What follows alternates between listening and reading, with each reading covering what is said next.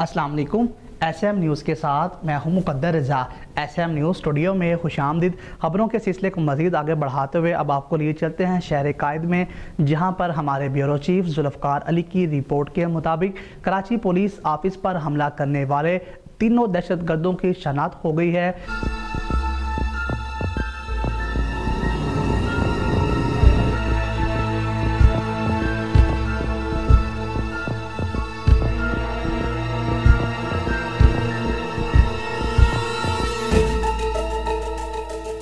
जुम्मे को पुलिस की शार फैसल पर वाक़या कराची पुलिस ऑफिस पर दहशतगर्दों के हमले में 2 पुलिस एहलकारों और रेंजर्स एहलकार समेत 4 अफराद शहीद हुए, जबकि पुलिस और कानून नाफिज करने वाले इदारों की जवाबी कार्रवाई में 3 दहशतगर्द मारे गए हैं और इमारत को तकरीबन 4 घंटे बाद क्लियर करा लिया गया है। मीडिया से गुफ्तगू करते हुए deputy inspector general east Muqaddas Haider ने बताया कि हमले में 3 दहशतगर्द हलाक हुए हैं। एक दहशतगर्द 4थी मंजिल पर और 2 छत पर हलाक हुए।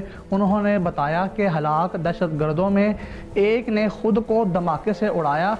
ज़राए के मुताबिक ये भी बताया गया है कि कराची पुलिस ऑफिस पर हमला करने वाले तीनों दहशतगर्दों की शनाख्त हो गई है। ज़राए का मज़ीद ये कहना है कि खुदकश धमाका करने वाला दहशतगर्द ज़ाला नूर शमाली वज़ीरिस्तान से तल्लक रखता था, जबकि सिक्योरिटी फोर्सेस से मुकाबले में मारा गया है।